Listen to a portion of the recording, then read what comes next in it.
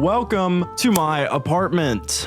I've had a handful of people recently ask me how I decorated this space and how I was able to make it as aesthetically pleasing as it is right now. So I figured I would take that as a sign to make a video on it, because why not? I don't know. I put a lot of time, care, effort, and consideration into this whole home because I really wanted to make sure that anybody that comes over to my house feels comfortable and welcome whenever they're over, and I also wanted to make sure that I enjoy the space that I am living in.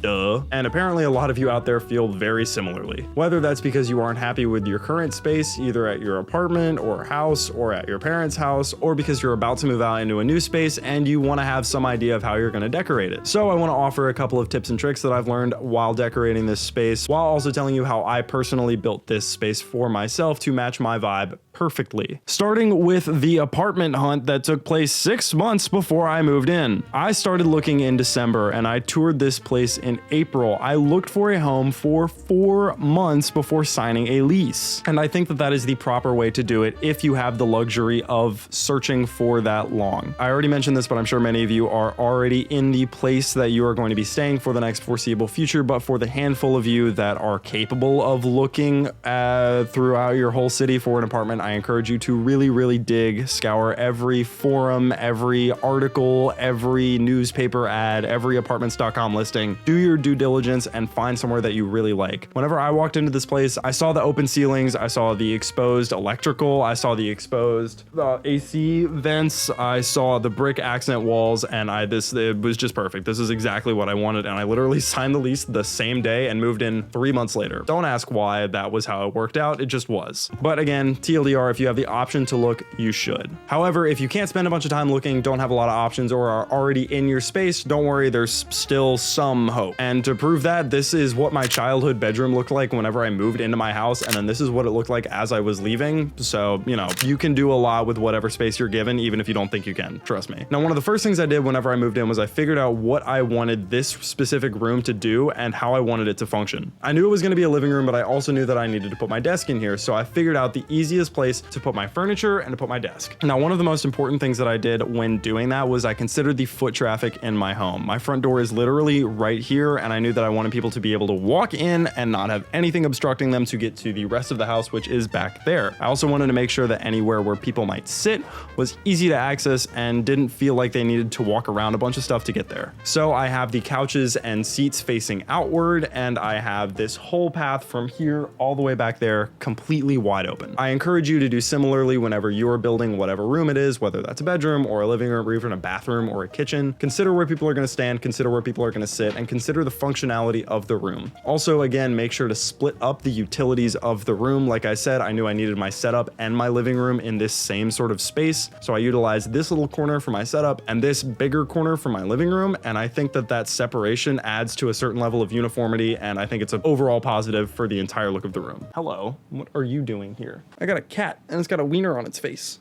Meow. Now, I also knew that I wanted a very colorful living room, and so getting all of these colors right was super important to me. I started by picking the color of my furniture, and I went with yellow because yellow is a very punchy, very artsy, very playful almost color, which I think matches my current vibe very well. Certain colors have certain vibes, and that's incredibly important to remember. Green is a lot more earthy, blue is a lot more sophisticated, yellow is a lot more silly and playful, and neutral and flatter tones are a lot more mature and like intellectual. So pick a color palette that best matches your vibe. Also, pro tip, I only really encourage like 1 or 2 like punchy colors maximum. The more vibrant colors you have, the louder your space is going to be, and a loud space can get very old very quickly. I love having a very loud space, and I have loved it since I moved in, but I know that that's not for a lot of people, and while it can look really good whenever you first put it in there, it can get old quickly. And it also limits you a lot on what you can put where. So just be careful when you're using a lot of really loud colors. I'm not saying you can't do it. Obviously, you can do whatever you want, but just a word of caution. Let's talk about themes. There are a ton of different interior design themes that I looked through whenever I was building my apartment. And what I ended up landing on was this sort of 50s luxury California-esque vibe. A lot of Art Deco, mid-century sort of vibes mixed with a little bit of industrial just because of the design of my apartment. I know that I'm just kind of blurbing like interior design vocab vocab words at you. I'm by no means a professional interior designer. I just am chronically addicted to Pinterest,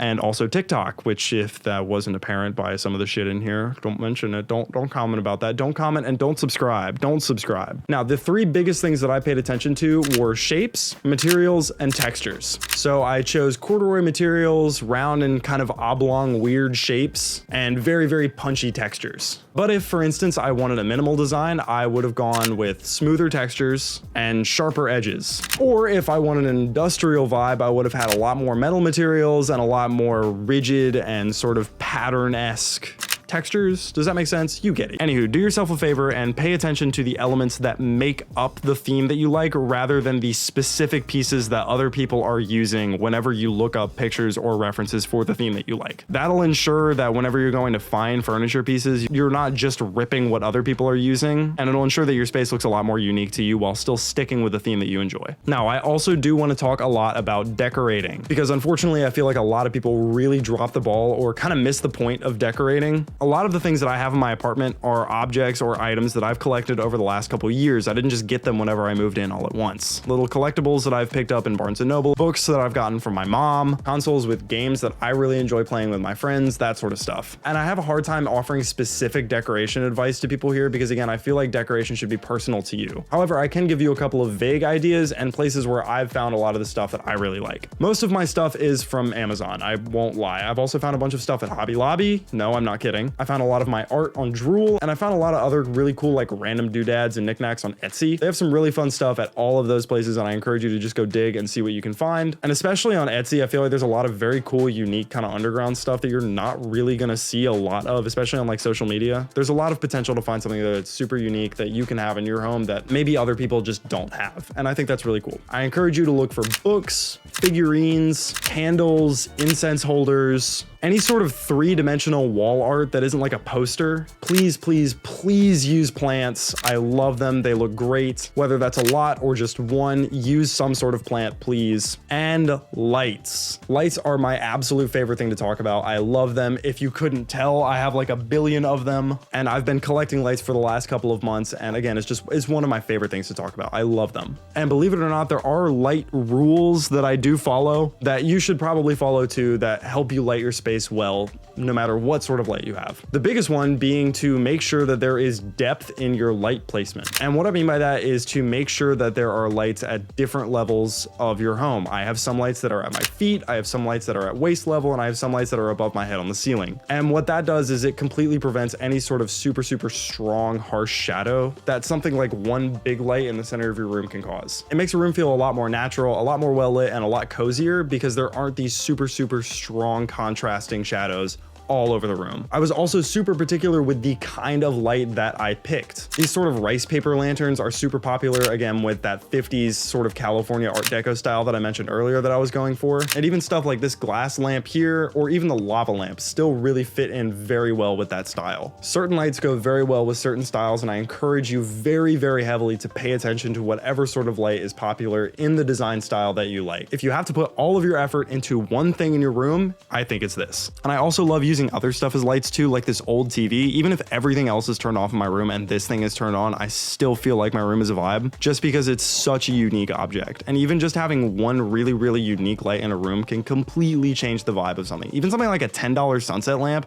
is awesome. All right, quick lightning round before I close out the video to give a couple of other small tips. Scent is extremely important. Please get a candle or some sort of incense or something. It's super underrated, but if you have like a unique scent tied to your room, it again is just another layer of like vibe and aesthetic that you can add to your space. I love having a candle. You should get one. Get a candle. Don't neglect things like pillows and blankets. Not only do they look really good and add a lot of depth to stuff like an accent chair or a couch or a bed, but they're also functional. If you have guests over and they're tired, they can literally just take a pillow and a blanket that's already right there that's decorative and get cozy. Also, I think I kind of mentioned this earlier, but books are really cool, whether that's a really big, thick coffee table book or a bunch of small books that you've personally read. I encourage you to have some sort of book collection. I don't read a lot, so I don't have a lot of small books, but I do have these really big lookbooks that I do use a lot. And that's everything, I think. Please make sure you subscribe. I want to hit 100,000 subscribers in the next year. I think that would be pretty cool. I would love that personally. A little ambitious, I know, but like whatever. It's fine. I'll figure it out. All right, I'll see you. Deuces.